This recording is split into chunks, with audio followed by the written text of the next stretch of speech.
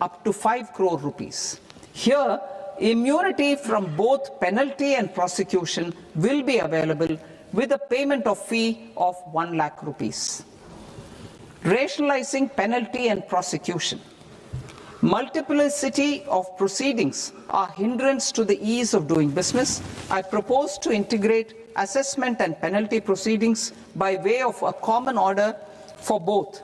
There will be no interest liability on the taxpayer on the penalty amount for the period of appeal before the first appellate authority, irrespective of the outcome of appeal process. Further, quantum of prepayment is being reduced from 20% to 10% and will continue to be calculated only on core tax demand. As an additional measure for reducing litigation, I propose to allow taxpayers to update their returns even after reassessment proceedings have been initiated, and an additional 10% tax rate over and above the rate applicable for the relevant year. The assessing officer will then use only this updated return in his proceedings. There is already a framework for immunity from penalty and prosecution in the cases of underreporting. I propose to apply this framework for immunity to misreporting too. However, in such a case, the taxpayer will need to pay 100% of the tax amount as an additional income tax over and above the tax and interest due. Penalties for certain technical defaults, such as failure to get accounts audited, non-furnishing of transfer pricing audit report, and default in furnishing statement for financial transactions are proposed to be converted into fee.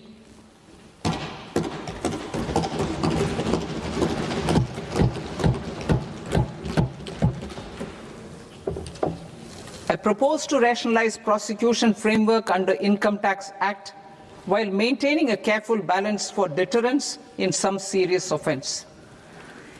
Non-production of books of account and documents and requirement of TDS payment where payment is made in kind are being decriminalized. Further, minor offences will attract fine only. The remaining prosecutions will be graded commensurate with the quantum of offence. They will entail only simple imprisonment with maximum imprisonment reduced to 2 years and power to courts to convert even those into fines. There is no penalty. There is no penalty presently for non-disclosure of non-immovable foreign assets with aggregate value less than 20 lakh rupees. I propose to also provide them with immunity from prosecution with retrospective effect from 1/10/2024.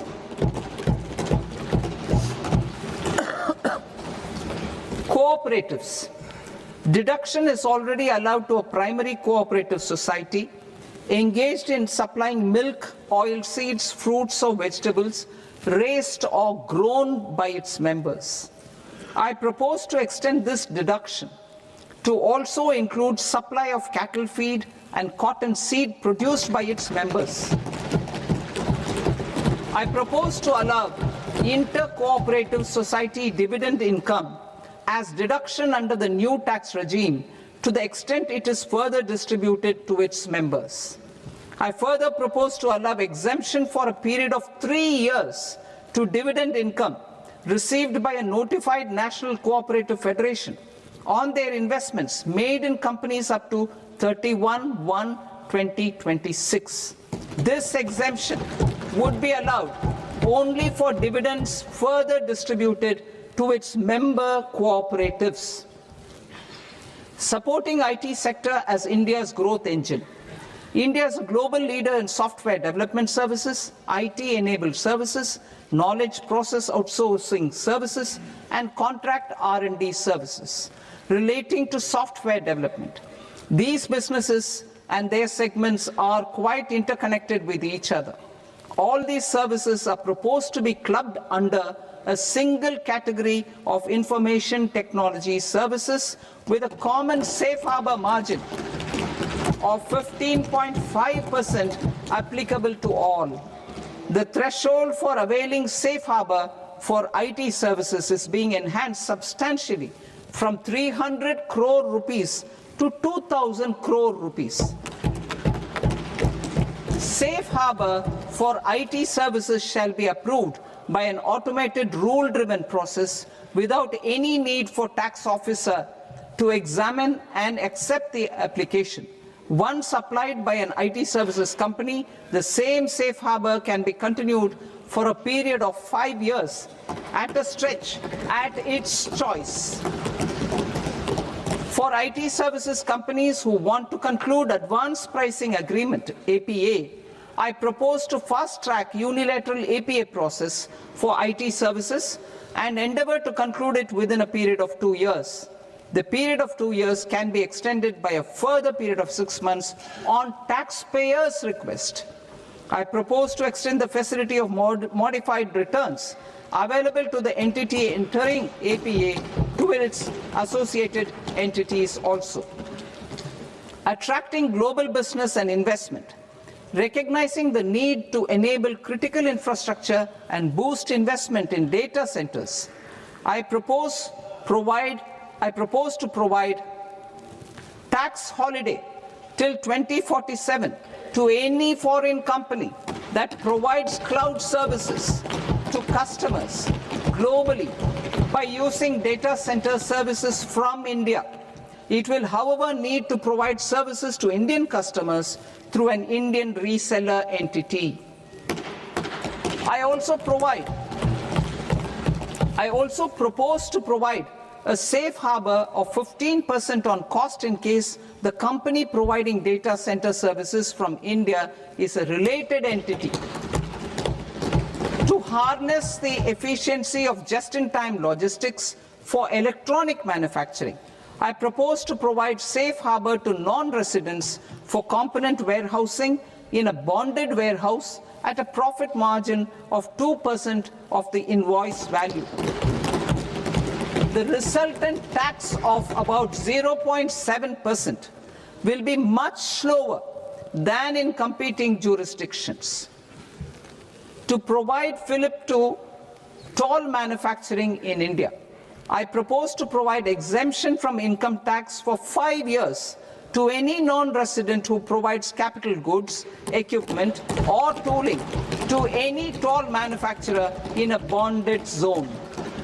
To encourage vast pool of global talent to work in India for a longer period of time, I propose to provide exemption to global, non-India sourced income of a non-resident expert for a stay period of 5 years under notified schemes. I propose to provide exemption from minimum alternate tax, the MAT, to all non-residents who pay tax on presumptive basis. Tax administration. I propose to constitute a joint committee of Ministry of Corporate Affairs and Central Board of Direct Taxes for incorporating the requirements of income computation and disclosure standards, the ICDS, in the Indian Accounting Standards, IND AS itself. Separate accounting requirement based on ICDS will be done away with from the tax year 27-28. To support Prime Minister Modi's vision of homegrown accounting and advisory firms to become global leaders, I propose to rationalize the definition of accountant for the purposes of safe harbor rules. Other tax proposals. Change in taxation of buyback was brought in to address the improper use of buyback route by promoters. In the interest of minority shareholders, I propose to tax buyback for all types of shareholders as capital gains.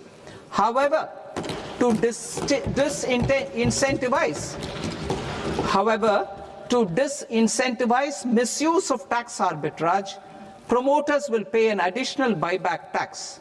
This will make effective tax 22% for corporate promoters. For non-corporate promoters, the effective tax will be 30%. TCS rate for sellers of specific goods, namely alcoholic liquor, scrap, and minerals, will be rationalized to 2%, and that on tendu leaves will be reduced from 5% to 2%.